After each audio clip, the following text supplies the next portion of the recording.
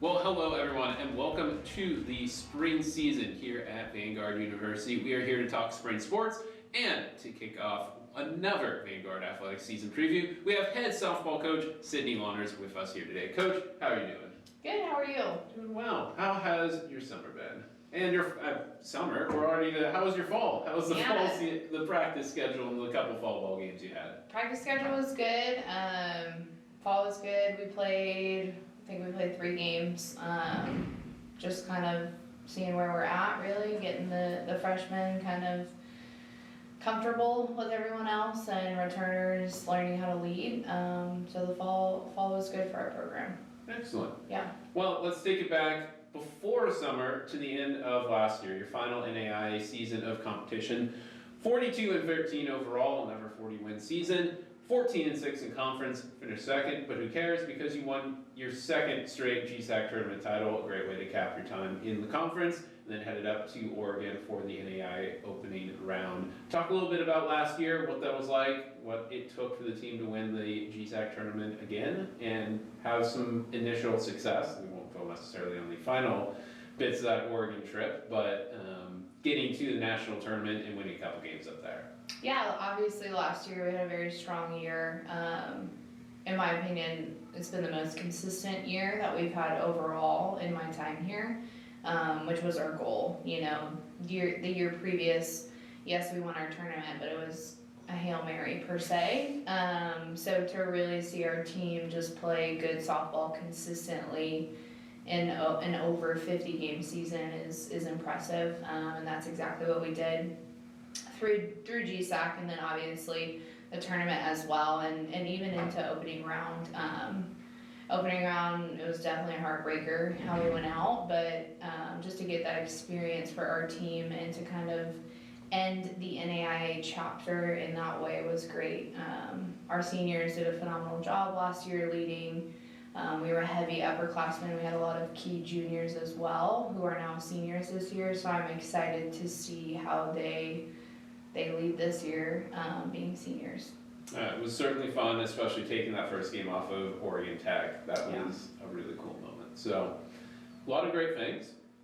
Last year, transitioning now to this year, recruiting for the off season. How did that go? And who are the new people? You got 7 freshmen coming in this year. Yeah, we have a larger freshman class, which is great. Obviously, us moving Division II and us having 2 great successful years the past couple of years has been kind of an eye-opener for some people in the recruiting realm, so that's been really nice. But we do have 7 freshmen, 3 freshman catchers, which is a big piece. You know, that's not an easy position.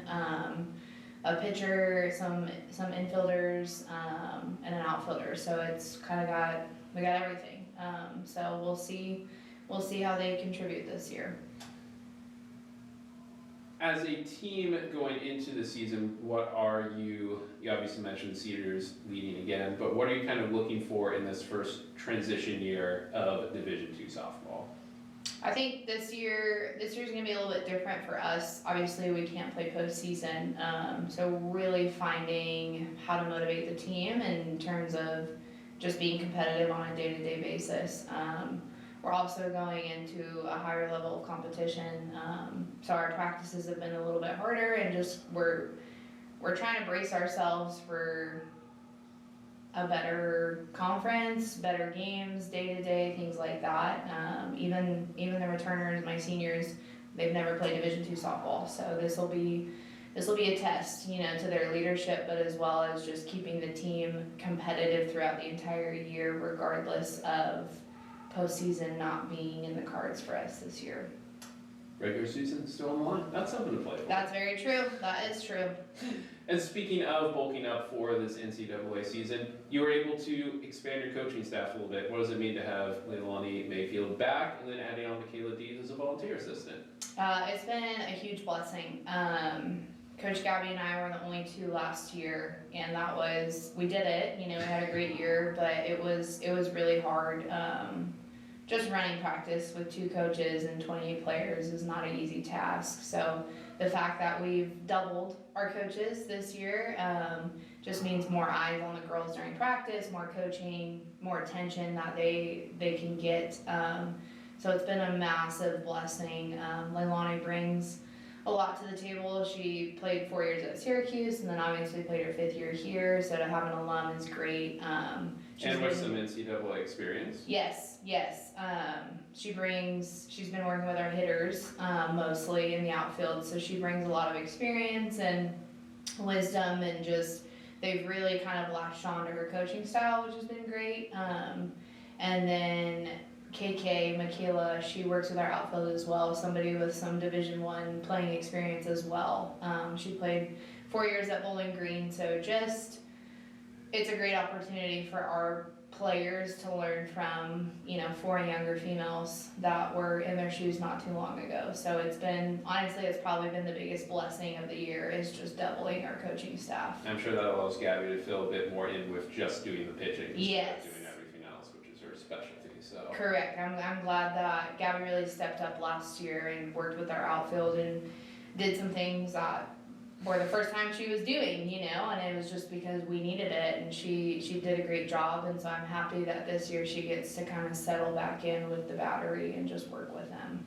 Perfect. All rounding into shape there. Yes. So let's round into shape then for this season. Let's talk about the roster, who you've got, and you said you got a lot of catchers, so let's start there. Who will be behind the plate? Okay, well this year we have 11 seniors, so really heavy, I don't even want to say heavy upperclassmen, but just heavy senior class loaded. We have 2 senior catchers, Gabby Ramirez and Mia Hernandez, that will be returning, who both shared time last year. And then we have 3 freshman catchers in Carson Cooper, Sophia Sanchez, and then Cha-Cha, Leanne's little sister. So catching is not an easy position. You're directing the entire field, so really seeing Gabby and Mia kind of take the 3 freshmen under their wing and really mentor them and help them learn has been great this fall. I will preface this because a lot of the players on our roster can really play anywhere. So even though they can primarily catch, they can also move around, what does that do flexibility-wise for your lineup? Yeah, I love coaching athletes. That's what I say. I want to coach an athlete. I don't want to coach a third baseman. So you'll see a lot of movement with our team and kids being versatile. It's huge as a coach. I'm always up for a player who has the mindset of, well, what does the team need? Put me where the team needs me, and I'll do what I can. I love sign me up for 28 of those players. So you'll find that a lot of the players that I recruit and that have joined our program are utility versatile players in that way. So you will see a lot of movement this season. And as part of that infield, you then have a new first baseman. Bianca Morales graduated. She was the staple at first base for the past 2 years. So about the infield, around the horn, who do we got? Yeah, so we'll start with first. Obviously, losing Bianca is a huge hit. She played pretty much every game over there from her freshman year. Yeah. So she actually, Megan Ireland, who was a middle infielder, kind of moved over there at the tail end of last season to learn from Bianca. So that was great that she got some mentorship from Bianca before she graduated. So we have her over there. You'll also see Bree Williams over there. Bree's been really swinging it, so she's putting herself in a great position when she's not pitching to also see some time. Obviously hitting determines everything. But Bree's been over there getting some work, and then also a senior, Kaylee DeMaio, who's been in the outfield the last 2 years, but has kind of started sharing some time at first base. And then also Cha-Cha, who's one of those catchers. Cha-Cha plays both corners, so you may see her at first, you may see her at third, you may see her catching. It's kind of a tale of where she'll be. Plug and play, Going over to the other corner, third base, Adriana Portillo, who played the lion's share of games over there for us last year as a freshman. She's returning. One of our key players last year. She's done a great job leading, moving over to her neighbor, shortstop, Cameron Walker, freshman of the year. What didn't she do last year? Just a huge spark plug for our lineup in general. She's over there, and then also Sophia Sanchez, who's also a freshman catcher who plays third and short. You'll see her in those places. And then second base, Emma Noble, a senior who brings great leadership. She's one of our captains. She's over at second along with Adriana Natividad, who's also a senior, and then another freshman, Haley. So we have a lot of depth in the infield, and a lot of people that can play multiple positions, which is great. Especially a couple times, last year before Emma got an injury, I think AD did as well, and you had to shuffle the deck a little bit, so it must be nice to have that flexibility as well. Yeah, I think anybody who plays a 50-game season knows injury is inevitable. So the fact that we have that many options is great for us.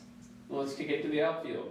You lose Noni Chavez, the leader from Centerfield, who had a career year and another GSAC selection for her, but you have just about everyone else coming back, highlighted by the bat of Amara Farley. So what does the outfield group look like? Yeah, losing Noni was a great captain for us last year. She really led the outfield and center field and did a phenomenal job. So that was a huge loss for us. I think Amara has done a great job filling those shoes this year. She's another team captain of ours. Her leadership, she works probably harder than anybody on our team. We have a lot of hard workers, but Amara just comes out every day eager to learn, loves the game. So she's been really holding it down in center and just kind of demanding the outfield in a way, replacing Noni. Noni did a great job of that. And so we're also seeing other seniors, Ari Corral, another captain.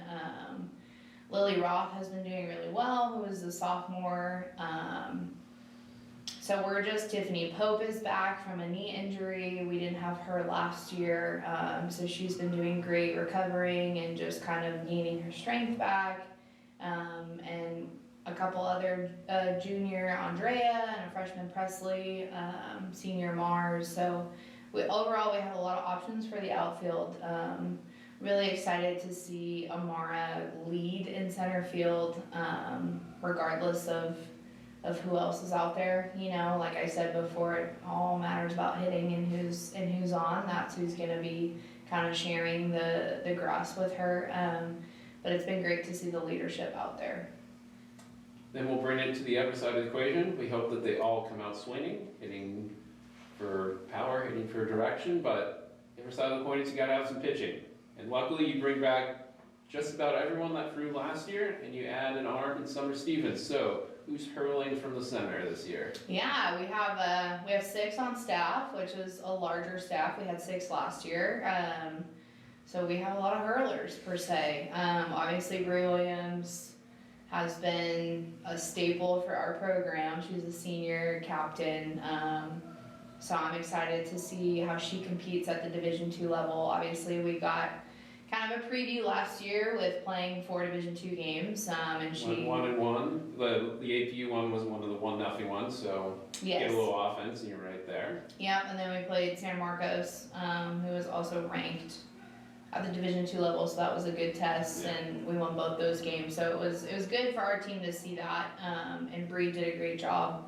I think it was good for Bree to see, all right, I'm right here.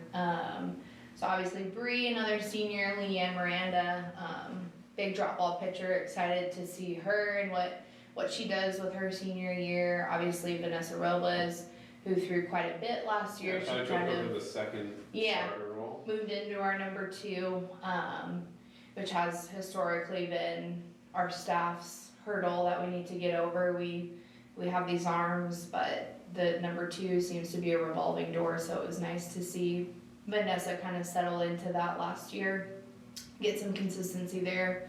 And then Madi, who's a big relief. Only lefty. Yeah, the only lefty, and honestly, she's great in relief. You talk to her, she actually likes coming in relief. She's not really, obviously anybody would love to start, but I think she's really found her place as a relief pitcher, which is great. And the fact that our staff has that in a pitcher, and that's her mindset, is phenomenal. And obviously her being from the left side is an added bonus as well. And the most energetic strikeout celebrator you'll see.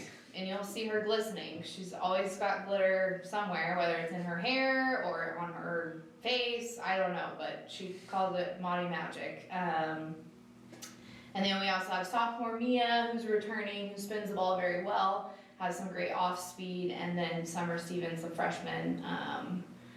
Really excited to see them work together as a staff. You know, people ask like, well, who's gonna be the number one? Who's gonna be the number two? Don't know. You know, that's for us to figure out here in the first month or so of season. So just really them taking advantage of their opportunities.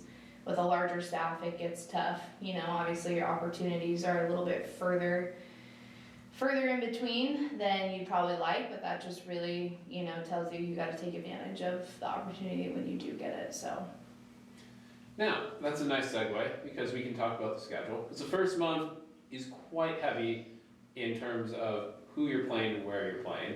And I'll roll that into this question, which is, how are you going to approach giving, say, like Summer, Mia, or Lee starts when you're going to the Concordia kickoff, which has a number of top-rated teams like Cal State East Bay, and what's the other one you play? Western Washington. Yes, Western Washington, and then the Stanislaus tournament, and in the NAI you were able to bring in Avila, La Sierra, St. Catherine, they remember them well.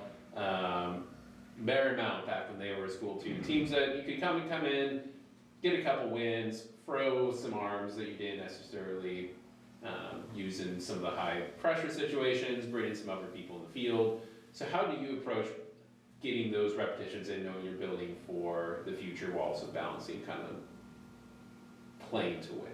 Yeah, I think that's a great question. Playing in these two tournaments, the Concordia and the Stanislaus, are great opportunities. Not only do we play 5 games in 3 days, but also the quality opponent who we are playing. And we can't develop them if they don't get the opportunity, you know. And I think this year being we're not eligible for postseason, and really we're trying to warm up to get into conference. This is the time to get people those opportunities. I have full faith in everyone on our staff. I'm not nervous about throwing anybody in anywhere. So they're gonna see their shot, all of them, you know, in the tournaments. So it's gonna be good to see who rises to the occasion, because this is the time to prove yourself and kind of settle into, all right, who's gonna be our game 1, game 2 starter. And when we move into conference, it gets a little bit tougher because now we play the same team 4 times in a row. You know, back in the GSAC, we'd play a team twice, then we wouldn't play them for a month, and then we'd play them twice again. So playing the same team 3 or 4 times in a row brings another obstacle that's a little bit tougher. And we may have to use 4 different pitchers, you know, and we have the size staff and the quality staff to do that. It's just a matter of people rising to the occasion, in my opinion. Perfect. Yeah, and now you get a bit more of the baseball feel, if you will. The baseball guys have always been 3-4 game series. Now you get that with an awkward couple 3 games. Yeah. Rarely set up a softball field for just a single game in my history doing SID stuff, so it just seems really weird. That's very true. You got that at least. Is it just Jessup that's the only 3 game? Jessup. And there's another one in there. Is it on the road? Might be on the road. There is one more in there, but yes, it's a little bit funky. Yeah. But all right, let's get into a little bit the schedule then. CUI, that will be at the OC Great Park, so make sure you guys are headed out there. That is January 31st, February 1st, and then a Sunday morning game February 2nd. That will be a lot of fun. Got a couple good teams. Then you're home against Hope International. You got Dominguez Hills and the Stanislaus tournament. So out of all of those schools at the tournaments and the couple home games that you have, which also, wow, it's so weird not having much softball games early in the season. What are kind of some highlights? Yeah, you kind of mentioned we're on the road a lot this year, you know, so we obviously playing these 2 tournaments, but just overall, even with our conference schedule, we do not play at home a ton. So we're forced to travel, which is great. I think it builds a lot of character, and this is a big building year for us. So I think it's gonna work tremendous ways for our team, and that's, traveling. You don't get to play, you don't get to sleep in your own bed, you don't get to play on your field that you practice on every day. It brings its own obstacles, so I'm excited to see our team have to travel in that way. But yeah, the schedule, those 2 tournaments, the fact that we're in both of those is huge for us. It's a great way. We're pretty much just cannonballing into the Division II realm, getting into those two tournaments, and we'll see. That'll be a great test for us. And then right after that Stanislaus tournament, we jump right into conference, playing in a much bigger conference. We have almost double the amount of teams that were in the GSAC, so a lot of conference games, which is great. But there's not much warming up, it's play 3 weekends and then you hit the ground running with conference play. So we're excited to compete in the PacWest, it being a strong softball conference. Start on the road up in Dominican, and then come back for Jessup. That'll be the first home series. But give the faithful an idea of what PacWest softball is. Who's at the top of the conference? And again, went 3-1 against San Marcos and APU last year, splitting with APU at home, winning San Marcos twice on the road. So how does the conference stack up, and what do you got on the rest of the teams? Yeah, our freeway neighbor Concordia seems to be the top dog in the PacWest. They always have very strong years. They're very strong pitching ball club. So I'm honestly, that's probably the series that I'm the most excited for. I think they have the target on their back in the PacWest. They're kind of the team that everybody wants to catch, and so I'm excited to face them. APU is strong as well. So all, the Southern California region of the PacWest is great, and obviously our team's excited to go to Hawaii for a long vacation there for 10 days. Work trips. Yeah, I have to remind them of that.